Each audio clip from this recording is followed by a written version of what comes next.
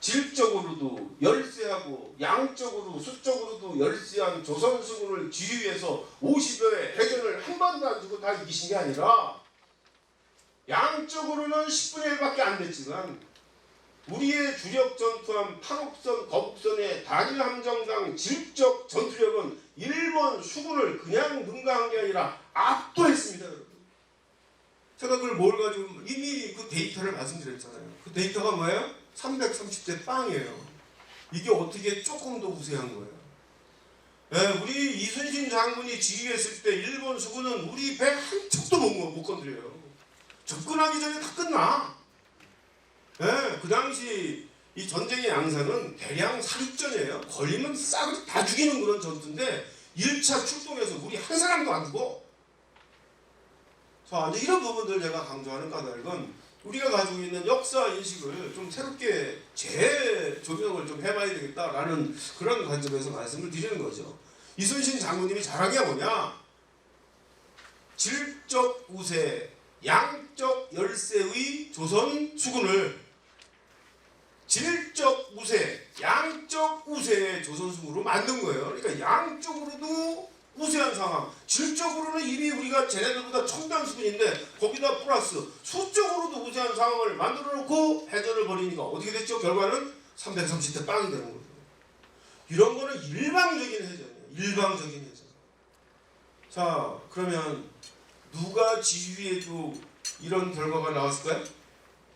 자, 뭐 제가 어떤 분을 특별하게 뭐 한 건 아니지만 리더 원균이 통제사가 됐을 때 어떤 결과가 나왔을까요? 질적 우세, 양적 열세의 조선 수군이 리더 원균이 지휘했을 때는 질적으로도 열세하고 양적으로도 열세한 상황이 된 거예요. 그래서 어떻게 됐죠? 칠천장에서 전멸에 가까운 패배를 당한 거잖아요. 그러니까 아무리 우리가 질적으로 우세하다 하더라도 좋은 리더가 여기에 시너지가 가미가 되지 아무나 한다고 해서 모든 해전을 승리로 이끌 수 있는 것은 아니다라는 얘기를 제가 미리 또 말씀을 드립니다. 우리 영웅에 대한 생각을 확 바꾸셔야 될 것 같아요. 영웅, 일당백하는 무협지 주인공이 아니죠. 싸우기 직전까지 우세한 상황을 만들어 놓고 싸우는 이 부분이 굉장히 어렵죠. 사실은 이게 병법이거든요. 어떤 방식을 끌어들이든 싸우기 직전까지 우세한 상황을 만들어 놓고 싸우는 이런 리더가 진정한 영웅이다. 이순신에 대한 이미지도 이렇게 우리가 확 바꿨으면 좋겠고요.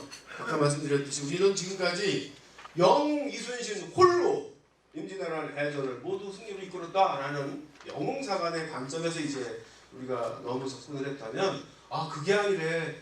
고려 말일에 200여 년 동안 착실히 외구의 침략에 대비해서 준비된 조선 수군이 있었대. 이 부분도 이제 우리가 같이 이렇게 이제 염두에 두면 우리가 아까 말씀드렸던 그런 부정적이고 자학적인 우리의 역사 인식에서 조선에도 이런 부분은 어느 분야는 수군의 경우는 진짜 자랑스러운 이런 역사가 있었구나. 그러면 그렇지 이런 부분이 있었으니까 거기에 위대한 리더 이순신의 역량이 가미돼서 그런 결과가 나온 것이지 영웅 이순신만 가지고 된 것은 아니다. 이런 어떤 그 굉장히 다원적인 관점들이 좀 생겨나지 않을까 그런 생각을 해봤어요. 전쟁은 과학이지 여러분 신화가 아닙니다. 제가 이거 쓰면서 참 가슴이 뿌듯했어요. 이런 얘기 들어보신 적이 없잖아요. 조선은 수군 강국이었어요. 자, 그래서 제가 이렇게 이제 또 여러분들 충격을 주기 위해서 임진왜란 당시 조선 수군의 질적 전투력은 2020년 대한민국 해군보다도 높았다. 이렇게 제가 말씀을 드려요. 그러면 여러분 2020년 대한민국 해군은 전 세계에서 전투력 서열이 몇 등이나 될까요? 정확히는 아무도 모르죠? 그런데 되게 나와요. 지표가 한 10등 정도 됩니다. 10등. 잘한 거예요? 못한 거예요? 엄청 잘한 거잖아요. 여러분 대한민국 수립한 지 70년밖에 안 됐는데 70년 전에는 해군력 꽃이었단 말이에요. 70년 만에 세계 10등까지 올라왔어요. 우리나라 국방력 전체는 몇 등인 줄 아세요? 얼마 전에 발표했어요, 여러분. 해군력보다 높아요. 7등이에요. 대단한 나라 아니에요? 우리가 코로나 때문에 진짜 자부심이 막 생겼는데 이전에 저는 이런 얘기를 했어요. 우리가 아는 것보다 우리가 참 대단한 나라고 대단한 민족이다. 그거를 오늘 저는 또 봤으면 좋겠어요. 자 여러분, 대한민국 해군이 세계에서 10등이에요. 진짜 자부심을 가져도 되는데 좋아할 만한 상황은 또 아니에요. 상대적이잖아요. 우리가 살고 있는 이 동북아시아에는 해군력 1위부터 4, 5위가 다 있어. 전 세계에서는 10등, 5등색인데 우리가 살고 있는 동북아시아에서는 꼴찌예요. 1등 미국, 2등 러시아, 3등 중국, 4등 일본, 5등 대한민국, 6등이 이제 북한 등 외죠. 여기 칠 것도 없어 사실은. 전 세계에서는 10등, 5등색인데 여기서 꼴찌예요. 네, 우리가 1대1로 싸워가지고 이길 나라가 한 나라도 없어요. 여러분, 현재부터 미래에 미국은 제껴놓고 대한민국 해군이 현재부터 미래에 러시아 해군과 붙어가지고 양적으로 질적으로 우위를 점할 수 있겠습니까? 대한민국 해군이 현재부터 미래에 중국 해군과 붙어서 양적으로 질적으로 우위를 점할 수 있겠습니까? 통일이 안 된 상태에서 일본 해군과 견주어서 양적으로 질적으로 우위를 점할 수 있겠습니까? 전부 부정적이잖아요. 이거 뭘 얘기하는 거죠? 네, 우리나라 지정학적인 위치가 진짜 안 좋아요. 대한민국은 졸면 죽는 나라예요. 졸면 죽는 나라예요. 이게 역사가 우리를 보여준다니까요. 졸면 죽어요. 이거는 미래에도 그렇게 바뀌어지지 않을 것 같아. 진짜 우리 잘 정신 차리고 있어야 되거든요. 이거는 임진왜란 때도 마찬가지야. 그때도 우리 조선수군이 양적으로 질적으로 모두 일본을 능가할 수 있었을까요? 수군이? 양적으로 질적으로 명나라를 능가할 수 있었을까요? 그때도 안 돼요. 양적으로는 안 돼요. 기본적으로. 이건 경제력과 관련이 있는 거기 때문에 양적으로 수적으로는 될 수가 없어. 우리가 깨면 안 돼. 그런데 천만다행으로 임진왜란 당시 조선수군은 적어도 질적 측면에서는 뭘 얘기하는 거예요? 우리의 두력 전투함 판옥선, 거북선의 단위 함정당 질적 전투력은 동북아시아 1등이에요. 1대1로 싸워가지고 우리 배를 능가할 배가 없어요. 일본에. 중국에도 없어요. 2020년 대한민국 해군 가운데 세계 최고 1등하는 전투함 있어요? 없어요? 없잖아요. 그래서 제가 뭐라 그랬죠? 질적 전투적 측면에서 임진왜란 당시 조선수군은 2020년 대한민국 해군보다도 높았고 질적인 측면에서는 동북아시아 1등이었단 말이죠. 이게 중요한 거예요. 우리가 1등 좋아하잖아요. 분야별의 1등이 중요한데 이런 부분들이 있었기 때문에 플러스 이제 이순신 리더 이순신이 이제 여기 가미돼가지고 그 전무후무한 전과를 창출하는 이제 이렇게 이제 우리가 접근할 수가 있는 거죠. 그러니까 제가 이제 궁금해가지고 몇 가지만 말씀드리면 우리는 포를 쏘는데 일본 애들은 포를 못 쏴요. 천만다행. 그래서 제가 궁금했어. 우리는 언제부터 수군이 포를 배에다 싣고 한포처럼 운영했을까? 거슬러 올라갔더니 여러분 고려말까지 올라가는. 여러분 고려말에 화포 만드신 분 누구예요? 최무성 장군 다 아시잖아. 이분이 외국 땅에 이걸 만들었어요. 화포 만들자마자 바로 배에 실어요. 그리고 이거는 여러분들 기억했으면 좋겠어요. 화포를 사용한 세계 최초의 해전이 영광스럽게 우리나라 역사에 있어요. 아셨나요? 이게 1380년 진포해전이에요. 진포가 어딜까요? 군산이에요. 군산의 옛 이름이 진포인데 정확히 얘기하면 금강 하구 포구를 진포라고 그랬대요. 여기에서 일본의 아지발도라는 젊은 장수가 2만여 명의 왜구를 500여 척에 싣고 쳐들어왔어요. 금강하구에 정박해 있는 500여 척의 왜구 선단에 대해서 최무선, 나세, 심덕부라고 하는 고려 장수들이 새로 만든 이 화양무기 화포를 싣고 가가지고 금강하구에 정박해 있는 500여 척의 왜구 선단을 모조리 불태워버립니다. 여러분 몇십 척도 아니고요. 몇십 척도 아니고 500여 척을. 이게 화포를 사용한 세계 최초의 일입니다. 여기서부터 역추상을 하면 임진왜란 당시 조선수군은 고려 말 이래 화포를 배에 싣고 운영한 함포 운영의 노하우가 200여 년 동안 축적된 분이 임진왜란 당시 조선수군이었다. 이렇게 되는 거죠. 이렇게 되면 당시 수준의 재래식 화양무기 화포를 배에서 함포 개념으로 동서양을 통틀어서 가장 능숙하게 함포 포격 전술을 부사할 수 있었던 분이 임진왜란 당시 조선수군이었다. 이렇게 되는 거죠. 이것도 세계 최고라고. 이런 하드웨어적인 역사가 있었다. 자, 그래서 이제 배에 대해서도 조금 말씀을 드리려고 해요. 배. 우리는 이순신 장군님 그러면 생각나는 배가 뭐예요? 거북선인데 거북선을 많이 안 만들었어요. 한산해전을 예로 들면 거기 참전한 거북선 수가 2척 내지는 3척이에요. 거기에 참전한 조선수군의 전투함이 총 한 55척에서 58척 정도 일본 기록에 58척이라고 되어 있는데 거기에 일본 애들이 쏘는 거 보면 장린배라고 하는 거북선이 3척이 참전을 했어요. 그럼 나머지 55척이 뭐예요? 55척은 판옥선이에요. 3척이 거북선이고 55척이 판옥선이에요. 그럼 주력전투함이 뭐예요? 조선수군의 주력전투함 판옥선이에요. 자, 그럼 또 거북선 그러면 최대 몇 척이나 만들었을까요? 예, 가보년 1995년 기록을 보면 5척 정도가 확인입니다. 5척. 여러분 어떤 생각이 들죠? 애게게 많이 안 만들었네. 예, 많이 만들 필요가 없는 배예요. 이 배는 돌격선 용도로 만들어진 특수선이기 때문에 척수가 많을 필요는 없어요. 척수는 작았지만 그래도 상징적인 효과는 굉장히 컸다. 거북선은 뒤에서 설명드리겠습니다. 자, 주력전투함이 판옥선이에요. 이것도 제가 역사 실록을 쭉 이렇게 추적을 해봤더니 임진왜란 발발 71년 전부터 조선 조정에서는 임금님 큰 배를 만들어야 됩니다. 라는 대선 건조 논의가 본격적으로 시작이 됩니다. 지금 제가 말씀드리는 게 역사 속에서 준비 없는 승리는 없다는 거예요. 임진왜란 때 이 해전의 승리가 결코 우연이 아니다라는 걸 지금 제가 역사적인 데이터를 가지고 지금 말씀드리는 거죠. 임금님이 깜짝 놀라요. 71년 전에 아니 왜 또 뜬금없이 큰 배를 만들자는 거야? 예, 임금님 왜 그래? 왜 큰 배를 만들어야 되는 거야? 예, 임금님 우리가 수군을 가지고 있기 때문에 외국가 쳐들어오면 맞서 나가서 원거리에서는 활을 쏘는데 저놈들도 활을 쏩니다. 근데 이놈들은 활을 쏘다가 쏜살같이 우리 배에 붙어가지고 기어올라 와가지고 백병전 칼싸움을 벌이는데 임금님 칼싸움에 관한한 지존입니다.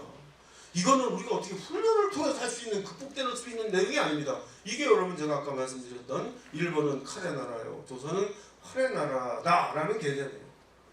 임금님 또 그래. 안 그러면 배를 크게 만들면 그 칼싸움 못하는 문제가 어떻게 극복되는데? 예, 임금님 우리가 배를 크게 만들면 원거리에서는 활을 쏘다가 저놈들도 활을 쏘다가 붙는데 우리 배가 상대적으로 크게 되면 어떻게 되겠어요? 이놈들이 와가지고는 마치 성 아래서 성 위를 올라오는 이 국면이 하나가 추가가 됩니다. 우리가 칼싸움은 못하지만 기어 올라올 때는 칼싸움은 못하잖아. 기어 올라올 때 위에서 아래를 보면서 긴 창을 가지고 찔러대면 경쟁력이 있습니다. 이렇게 해서 만드는 게 판옥선이에요. 안 만들어지다가 임진왜란 발발 37년 전에 시제품이 나오고요. 거기서 임금님이 결제하신 것 같아요.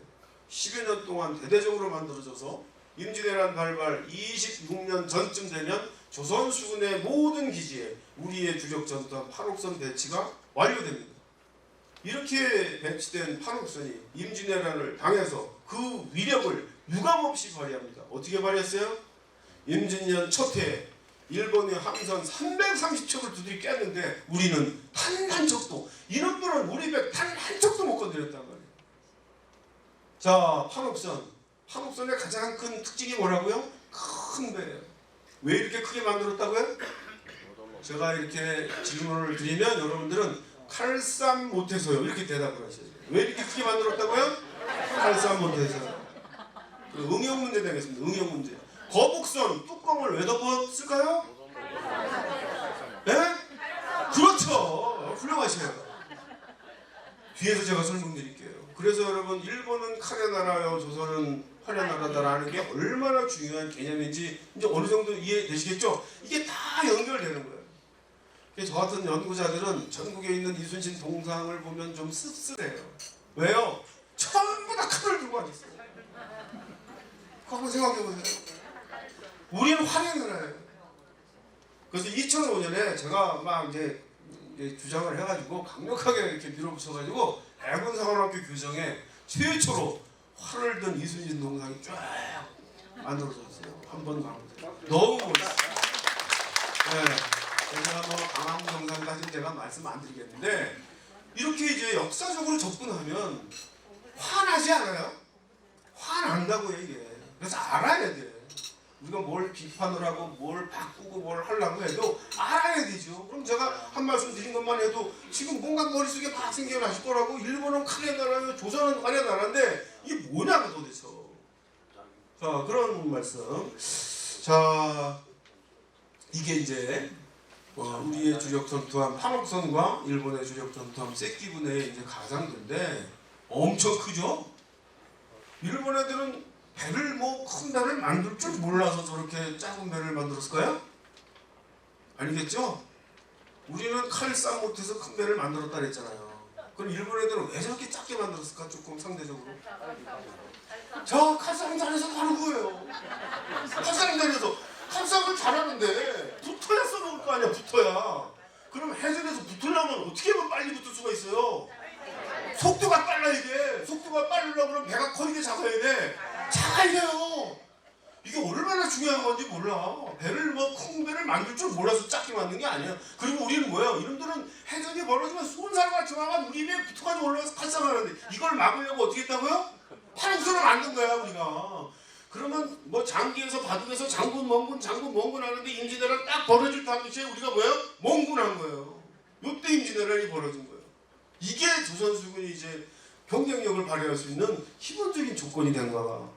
그렇게 설명을 드리면 좋을 것 같아요. 조선수군의 주력 전투함인 판옥선 거북선은 당대 세계 최고의 전투함이었다. 거북선 얘기 좀 하면요. 2016년에 미국 해군연구소에서 인류 역사상 가장 훌륭한 7대 명품 군함이라는 거를 그 사람들 또 이상해 그런 걸 또 만들더라고. 그래가지고 25,000명 학자들 지식인들 대상으로 설문조사를 해가지고 나왔는데 이게 거북선이 거기 세계 7대 명품 군함 가운데 2등으로 뽑혔어요. 1590년대를 대표하는 군함이니까 이 시대에는 동서양을 통틀어서 거북선이 뭐예요? 최고의 전투함이에요. 제가 아까 그래서 말씀드렸잖아요. 2020년 대한민국 해군이 전 세계에서 10등 정도가 되는데 세계 최고가 있냐고 지금. 자, 그러면 이렇게 이제 설명드리는 거죠. 2020년 대한민국 해군 과연 세계 최고의 항공모함, 잠수함, 전투함을 가지고 있는가? 이거에 대해서 자신 없다 그러면 자신 없죠 지금. 없죠. 비밀도 아닌데 이거. 응? 그런데 임진왜란 당시 우리 주력 전투함 거북선은 뭐라고요? 판옥선 뭐라고요? 세계 최고의 전투함이라고요. 이런 하드웨어적인 역사가 있었다. 우리가 좀 기억을 해야 될 것 같아요. 자, 지금부터 이제 리더십 얘기를 해야 될 것 같아요. 이순신 장군님은 뭘 당하셨을까? 저는 리더가 갖추어야 할 자질을 두 가지 정도로 응축해서 표현해봐라 그러면 이렇게 말씀드립니다. 하나는 전문성이요. 또 하나는 도덕성입니다. 제가 동그랗게 표현했어요. 전문성과 도덕성, 리더십의 두 바퀴. 충효에 대학에서 지향하는 게 하나, 이 두 바퀴를 이제 우리가 생각한다면 어느 바퀴라고요? 도덕성 바퀴라고 합니다. 결론부터 말씀드리면 우리 대한민국이 중진국에서 이제 선진국으로 이제 우리도 코로나 보니까 거의 선진국이 되긴 됐어요. 그럼에도 불구하고 지금 문제가 많죠. 제가 볼 때는 대한민국의 리더들 능력 있는 사람은 넘쳐나는 것 같아요. 그런데 능력이 있으면서 플러스 뭐죠? 도덕성까지를 겸비한 리더가 없는 거예요. 이게 충효의 대학의 사명이 아닐까. 이 병난 부서진 훼손된 이 도덕성 바퀴를 복원을 해야죠. 그래야 튼튼한 이 두 바퀴가 제대로 대한민국을 이끌면서 우리 대한민국을 세계 최고의 나라로 끌어낼 거 아니겠습니까? 끌어올릴 거 아니겠습니까? 자, 전문성 바퀴는 안으로 들어가면 두 가지 요소로 나뉩니다. 하나는 직무지식이요. 또 하나는 변화, 혁신, 역량입니다. 변화에 대한 이 대응 능력이 너무너무 필요하기 때문에 하나를 빼낸 거죠. 이순신 장군님과 연관시켜보면 직무지식, 이순신 장군님의 직무지식 어느 정도였을까요? 이미 제가 말씀드렸어. 리더 이순신 도대체 어떻게 했길래 자신보다 일본의 함선 세력이 10배 이상이 많음에도 불구하고 구체적인 해전 국면에 가보면 척수면에서도 우세한 상황을 만들어 놓고 싸웠을까? 이거보다 더 이순신 장군의 실력을, 직무지식의 수준을 평가해 볼 수 있는 게 어디 있겠습니까? 이제 뒤에서 이제 조금 제가 보충을 드리도록 하겠습니다. 자, 전문성 밖에 또 하나의 요소가 이제 변화, 혁신, 역량이에요. 이순신 장군님의 변화, 혁신, 역량의 상징물 뭘 것 같아요? 변화, 혁신, 역량의 상징물 뭘 것 같아요? 단연코 거북선이죠. 거북선. 자, 당시 뭐 인류의 역사는 끊임없이 변하죠. 우리가 보통 인류의 역사는 전쟁사다 이런 표현을 써요. 전쟁사는요, 안으로 들어가면 무기 체계 발달사예요. 전쟁의 승패를 좌우하는데 무기가 그만큼 중요하기 때문에. 자, 당시 이 세계는 특히 전쟁과 연관시켜서 보면 굉장히 큰 변화, 변형이 이루어지는 시기였어요. 어떤 무기의 변화가 이 시기에 이루어졌을까요? 칼, 활, 창을 위주로 하는 재래식 무기에서 소위 조총, 총통, 대포, 화포라고 불리는 화약 무기로 전환하는 일대 전환의 시기에 임진왜란이 벌어진 거예요. 일본군이 지상군의 경우에 경쟁력을 갖춘 까닭은 지상군의 경우는 일본이 조선보다 화약 무기의 전환이 빨랐습니다. 그 상징물이 뭐라고요? 조총이에요. 얘네는 조총 부대를 운영을 하는데 우리도 물론 승자 총통이라고 소형 화약 무기가 없는 건 아니지만 우리가 이걸 적극적으로 구현을 못했어요. 그래서 이 지상전은 시작부터 끝까지 조선이 한 번도 주도권을 가지고 싸운 적이 없어요. 늘 끌려다녔어요. 그런데 천만다행으로 수군의 경우는 조선이 일본보다 화약 무기의 전환이 훨씬 빨랐어요. 언제부터? 고려 말부터. 그러니까 여러분 이 변화의 시대에 지상군은 일본이 우리보다 화약 무기의 전환이 빨랐고 수군의 경우는 조선이 일본보다 화약 무기의 전환이 빨랐다. 한쪽은 늦었고 한쪽은 빨랐다. 쌤 어려웠지만 수군의 활약에 힘입어 극복됐다. 임진왜란이 이렇게 우리가 그 거시적인 측면에서 임진왜란이라는 전쟁을 우리가 살펴볼 수 있는 거죠. 자, 그래서 이 이순신 장군님의 여러 가지 이제 자료를 보면 기본적으로 거북선이라는 배를 만들었을 때는 무언가 기존의 우리의 주력 전투한 판옥선에 문제점이 있었기 때문에 이걸 만들었지 않겠어요? 자, 그렇다면 포를 쏘는 판옥선의 문제점은 뭐였을까요? 뭐가 문제일까요? 포를 쏘면 맞아야 되잖아. 잘 안 맞아. 쏘면 이 피사체는요 800m에서 1200m까지 나가요.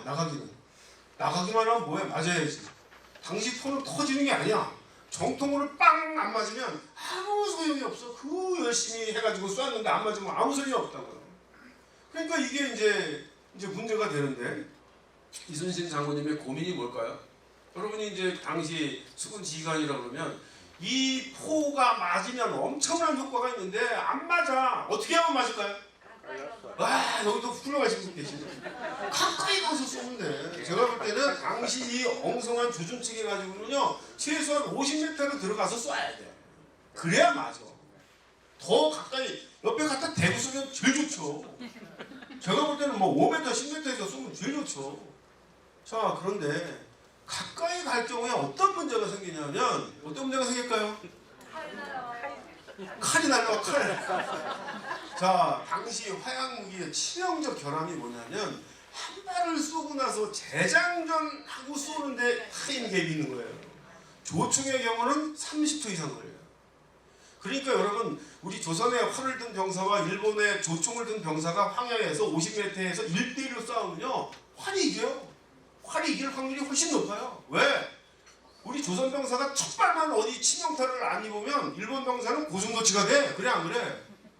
그래 안 그래요? 조총 빵 쏘고 이제 쟁겨가지고 뭐 화약 넣고 총알을 넣고 쟁기는데 30초 걸리는데 30초 동안 몇 발 날라오고 있어. 화살은 수없이 날라오죠. 자, 그런데 이게 포도 똑같아요.